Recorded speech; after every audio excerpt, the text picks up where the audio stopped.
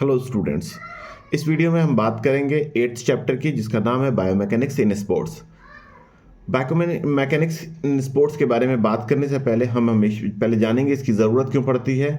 आपको पता है, जब कोई इंडिविजुअल किसी स्पोर्ट्स में इन्वॉल्व होता है तो वो हर तरीके से कोशिश करता है अपनी परफॉर्मेंस को इंक्रीज़ करने की।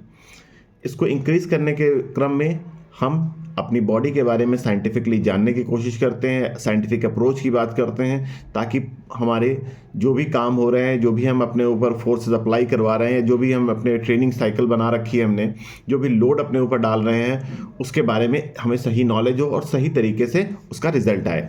इसके बारे में जानने के लिए सबसे पहले बायोमैकेनिक्स के बारे में जानते हैं। बायोमैकेनिक्स एक टर्म है जो दो वर्ड से मिलकर बना हुआ है, बायो प्लस मैकेनिक्स, जिसमें बायो का अर्थ एक ग्रीक वर्ड से लिया गया है, बायो, जिसका अर्थ है लाइफ और लिविंग थिंग, और मैकेनिक्स का अर्थ है forces that helps to move that body, और मूवमेंट, बॉडी को मूवमेंट प्रदान करने के लिए, गति प्रदान करने के लिए जिन भी मैकेनिकल थिंग्स की ज़रूरत पड़ती है, मैकेनिकल लॉज की ज़रूरत पड़ती है, वो सारी चीज़ें मैकेनिक्स के अंडर आती हैं। इसमें हम न्यूटन के 3 लॉ के बारे में जानेंगे। सबसे पहला न्यूटन का लॉ है law of inertia. Law of inertia कहता है a body will state remain in rest if it is in resting position, और it will remain in motion if it is in motion position, unless and until external force applied on it. अगर कोई ball, for example football की ball अगर ज़मीन पे पड़ी हुई है तो वो तब तक पड़ी रहेगी जब तक आप उस पर कोई एक्सटर्नल फोर्स नहीं लगाएंगे, और अगर कोई बॉल मूव कर रही है तो तब तक मूव करेगी जब तक कि उसके ऊपर कोई और फोर्स लगा करके उसको रोकने की कोशिश नहीं करेंगे। इसके बाद सेकेंड लॉ है law of acceleration. Law of acceleration में हम क्या कहते हैं कि जितना फोर्स किसी चीज़ का मास है, जब तक उसके ऊपर जितना ग्रेटर फोर्स लगेगा वो बॉडी उतनी ज़्यादा स्पीड से मूव करेगी। जिस उसका जो मास है, उसके मास से हैवियर फोर्स चाहिए उसको अपनी जगह से हिलाने के लिए, उसको एक्सेलरेट करने के लिए, उसकी अपनी स्पीड को बढ़ाने के लिए। जिस वेट से, जैसे कि आप एग्जाम्पल के तौर पे एक अगर हम हैमर लेते हैं, हैमर जो थ्रोअर होते हैं, हैमर का वेट अगर 12 पाउंड है या 16 पाउंड है, तो उसको फेंकने के लिए उससे ज़्यादा फोर्स की ज़रूरत पड़ेगी, बॉडी उससे ज़्यादा फोर्स जनरेट करेगी, तब वो कहीं ट्रैवलिंग में आएगी और ट्रैवल करेगी। इसके बाद थर्ड लॉ है law of action and reaction. तीसरा फोर्स है हमारा law of action and reaction. Action reaction कहते हैं कभी किसी चीज़ में अगर फोर्स जितना हम लगाते हैं तो हमें इक्वली वहाँ से भी उतना रिटर्न फोर्स रिसीव हो।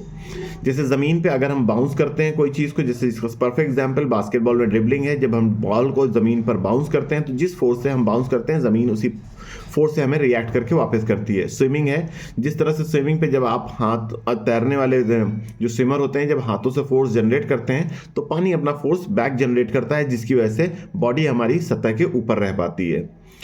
सो 3 लॉ हैं जो स्पोर्ट्स में आप इनके तीनों के एग्जाम्पल समझ गए, इन तीनों को एक्सप्लेन करना होगा। इसके बाद इसमें टॉपिक है centre of gravity. Centre of gravity एक पार्ट है बॉडी में जहां आपकी बॉडी बैलेंस क्रिएट करती है, जहां उसका इक्वल पॉइंट 0 होता है, जितना भार ज़मीन पे लगा रही है और ज़मीन से जितना भार मिल रहा है, उसके बाद उस पॉइंट पे उसकी स्टेबिलिटी डिपेंड करती है। तो सेंटर ऑफ ग्रेविटी जितना आप ज़मीन से क्लोज आपकी वो सेंटर ऑफ ग्रेविटी बॉडी के बैलेंसिंग पार्ट होता है, उतने ज़्यादा आपकी बॉडी स्टेबल होती है। इसके बाद टॉपिक है इसमें लीवर। लीवर आपको पता है 3 तरह के लीवर होते हैं, 3 क्लास लीवर का 3 क्लास होते हैं, जिसमें लीवर में एक पहले फंक्शन होता है फल्क्रम का जो एक्सेस प्रदान करता है, एक होता है जहां पावर जनरेट होती है, एक तीसरा होता है जहां पे एग्जीक्यूशन होता है, जहां पे उसका रेजिस्टेंस मिलता है। सपोज एक सीजर है, जैसे आप सीजर एग्जांपल में ले लीजिए, सीजर में बीच में एक एक्सिस है जिस पॉइंट पे सीजर मूव करती है, एक साइड पे उसका हैंडल है जहां से पावर आप जनरेट करते हैं, दूसरी साइड पे जहां उसका कटर है वहां से वो कटिंग होती है, वो उसका रेजिस्टेंस होता है वहां पे। या एक सीसॉ झूला है, सीसॉ झूले में आपको पता है बीच में सेंटर पे फल्क्रम है, उसके एक साइड से पावर लग रही है, सेकंड साइड से रेजिस्टेंस हो रहा है, ऊपर उठ रहा है, ऊपर से दूसरी तरफ से पावर लग रही है, इस तरफ से रेजिस्टेंस हो रहा है, ऊपर उठ रही है बॉडी। ये टाइप 1 लीवर होता है जिसमें फल्क्रम बीच में होता है, एक साइड पे पावर होता है और एक साइड पे एक लोड होता है, दूसरी टाइम पे दूसरी तरफ रेजिस्टेंस होता है। इसका सेकंड क्लास लीवर है जिसमें आपका फल्क्रम जो होता है वो एक्सिस एक कॉर्नर पे होता है, इसका कॉर्नर पे फोर्स आपका अदर एंड पे होता है और रेजिस्टेंस बीच में होता है। इसका सबसे अच्छा एग्जाम्पल सरौता होता है, जिसका सरौते में फलक्रम एक कॉर्नर पे है, फोर्स आपका एक कॉर्नर पे लग रहा है और बीच में जो छालियाँ कटती है वो बीच में कट रही है। ये टाइप 2 लीवर है जिसमें फलक्रम एक सेंटर पे है, फोर्स दूसरे सेंटर पे है और बीच में उसका एक्शन हो रहा है। इसका गेम में एग्जांपल आपको स्मैश में मिल जाएगा। जैसे जब बैडमिंटन खेलते समय जब स्मैश मारते हैं हम अपने टो के ऊपर खड़े होकर के, और टो पे यानी हमारा फलक्रम हो गया जहाँ पे वो एक्सेस मिला हुआ है जिसने पावर जनरेट करने में मदद की है, और पावर जनरेट हो रहा है ऊपर टॉप ऑफ द रैकेट के, और पावर जनरेट हो रहा है, और शटल जो बीच में आ रही है, जो बीच में गिर रही है, वो हमारा रेजिस्टेंस है जो तीसरा परफॉर्म हो रहा है बीच में। इसका थर्ड क्लास लीवर कहलाता है। इसमें भी फलक्रम एक साइड में होगा, बीच में आपका लोड होगा और रेजिस्टेंस तीसरे एंड पे होगा। टाइप 3 लीवर में फिर से ध्यान से सुनिए, फलक्रम सबसे किनारे एक्सेस होगा, बीच में आपका लोड होगा और रेजिस्टेंस तीसरे पार्ट पर होगा, यानी लास्ट में रेजिस्टेंस होगा। इसका परफेक्ट एग्जांपल एक फुटबॉल है। जब फुटबॉल ज़मीन पे है, हम उसको जब किक करने जाते हैं तो एक दूसरा जो पैर है वो एक्सेस प्रदान कर रहा है, फलक्रम जो कि ज़मीन पे पहले लगा हुआ है, और जो किकिंग लेग है वो उसको लोड प्रोवाइड कर रहा है, और जो बॉल हवा में जा रही है वो तीसरा रेजिस्टेंस है जो आगे की तरफ परफॉर्म हो रहा है। ये है तीनों लीवर। इसके बाद नेक्स्ट है इक्विलिब्रियम। इक्विलिब्रियम एक स्टेट है जहाँ पे बॉडी का बैलेंस ज़ीरो होता है, एक बॉडी रेस्ट की पोजीशन में होती है और उस पर लगने वाला वेट और उससे लगाया जाने वाला वेट ज़ीरो होता है। इसके दो एग्जाम्पल हैं, एक है स्टैटिक इक्विलिब्रियम और दूसरा है डायनेमिक इक्विलिब्रियम। स्टैटिक इक्विलिब्रियम का एक परफेक्ट एग्जाम्पल है जब आप कहीं ज़मीन पर खड़े होते हैं तो ज़मीन पे आप जितना फोर्स लगा रहे हैं, ज़मीन आपको जितना फोर्स रिटर्न में प्रोवाइड कर रही है, इसके बदले में आप उस ज़मीन पे स्टेबिलिटी के साथ खड़े हुए हैं। ये आपका स्टैटिक इक्विलिब्रियम है। डायनेमिक इक्विलिब्रियम है जब हम रनिंग करते हैं तो रनिंग करते समय हमारा फोर्स चूंकि अलग अलग बदलता रहता है, इसलिए बॉडी को आगे की तरफ झुकना पड़ता है। बॉडी एक सीधी नहीं खड़ी रह सकती है, और लेकिन वो आगे झुकते हुए फोर्स जितना जनरेट करते हैं, रनिंग करते हैं, और सेंटर ऑफ ग्रेविटी बार बार बदलता रहता है। लेकिन डायनेमिक इक्विलिब्रियम हम अपने आप को प्रदान करते हैं क्योंकि उसको बॉडी को उतना झुका करके। तो डायनेमिक इक्विलिब्रियम का परफेक्ट एग्जाम्पल रनिंग है और स्टैटिक का वॉकिंग। अब आते हैं इसमें चौथे टॉपिक की तरफ जिसका नाम है फ्रिक्शन। आपको पता है मैंने अभी न्यूटन के लॉ में कहा था कि फर्स्ट लॉ के उसमें कि अ body will remain in rest position if it is in rest position, and it will be in movement if it is in movement position. तो लेकिन ऐसा लगातार होता नहीं है। जब अगर मैं किसी फुटबॉल को किक मारूं तो एक थोड़ी देर के बाद चलने के बाद वो भी रुक जाती है, और आप कहेंगे कि ये लॉ के अगेंस्ट हो गया, क्योंकि लॉ का तो वो कहना था कि a body remain in moving position if it is in moving position, जब तक कि तो इसके साथ ही ये है कि जब तक कि उसके ऊपर कोई और एक्सटर्नल फोर्स अप्लाई नहीं होता या फिर उसके साथ फ्रिक्शन नहीं होता है। जब फुटबॉल जब हवा में मूव कर रही है तो भी वो ज़मीन पे आ रही है, ज़मीन पे मूव कर रही है तो भी रुक रही है। ज़मीन पे मूव करते समय रुक रही है क्योंकि ज़मीन से उसको लगातार रगड़ मिल रही है, एक फ्रिक्शन मिल रहा है, फ्रिक्शन फोर्स उसके अगेंस्ट काम कर रहा है, जिसकी वजह से उस चीज़ को रुकना होता है। वो ग्रेविटी काम करती है, फ्रिक्शन काम करता है, जिसकी वजह से चीज़ें फिर रुक जाती हैं। यही चीज़ जब हवा में होती है तो हवा वो फ्रिक्शन प्रोवाइड करती है, हवा उसके ऊपर फ्रिक्शन डालती है, जो रगड़ डालती है, जिसकी वजह से उसे वापस नीचे की तरफ आना होता है।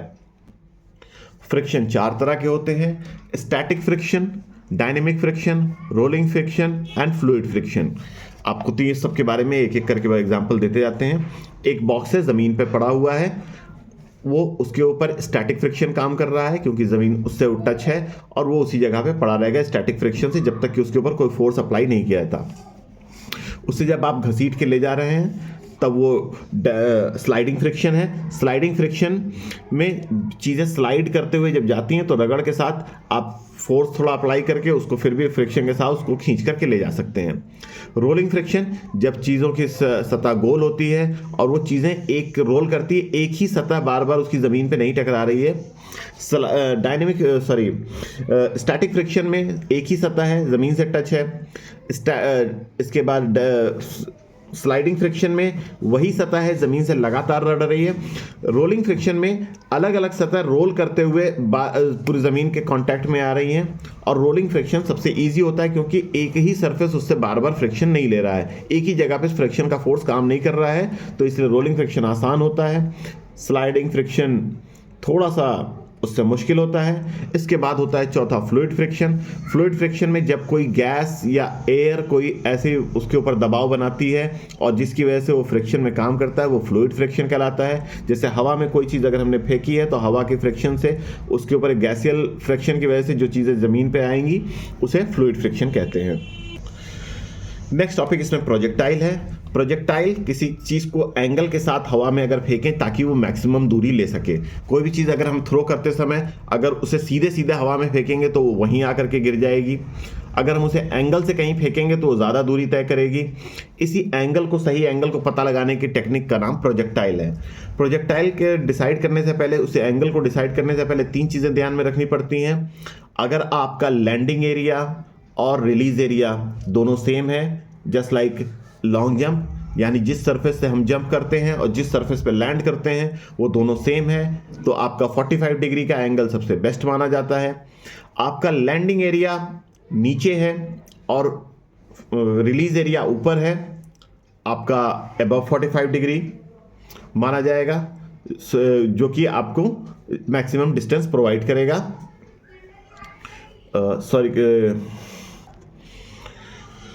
ओके और इसमें तीसरा एग्जांपल है कि जब आपका रिलीज एरिया नीचे होता है और लैंडिंग एरिया ऊपर होता है, जैसे बास्केटबॉल पोस्ट में, तो फिर आपको, क्योंकि रिलीज एरिया बास्केटबॉल का नीचे है, लैंडिंग एरिया ऊपर है, आपको above more than 45 degree, above 45 degree का एंगल मिलेगा।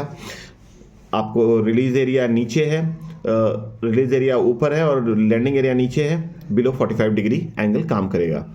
45 डिग्री एंगल 90 डिग्री में किसी चीज़ को रिलीज़ करने के लिए, 90 डिग्री पे उसको परफॉर्म करने के लिए बेस्ट एंगल माना जाता है। इसके प्रोजेक्टाइल को डिफाइन करने के लिए कौन कौन से फैक्टर्स अफेक्ट करते हैं, एंगल ऑफ प्रोजेक्शन आपको मैंने समझा दिया। प्रोजेक्शन, लैंडिंग, इनिशियल वेलोसिटी, आप किस स्पीड से इनिशियल वेलोसिटी, आपकी जो इनिशियल जो आप उसको एक वेग प्रदान करते हैं, उसको वेलोसिटी देते हैं, वो कितनी फोर्स आप उसके ऊपर जनरेट कर पाते हैं वो करता है। इसके बाद ग्रेविटी उसको डिफाइन करता है, ग्रेविटी कितनी तेज़ उसके ऊपर इम्पैक्ट डालता है। एयर रेजिस्टेंस उसको कितना मिलता है, एयर से कितना उसको रेजिस्टेंस प्रोवाइड होता है, उसके ऊपर भी ऑब्जेक्ट को दी जाने वाली दूरी डिपेंड करती है। Thank you. ये चैप्टर आपका बायोमैकेनिक्स इन स्पोर्ट्स था। इतने ही टॉपिक आपके इसमें हैं।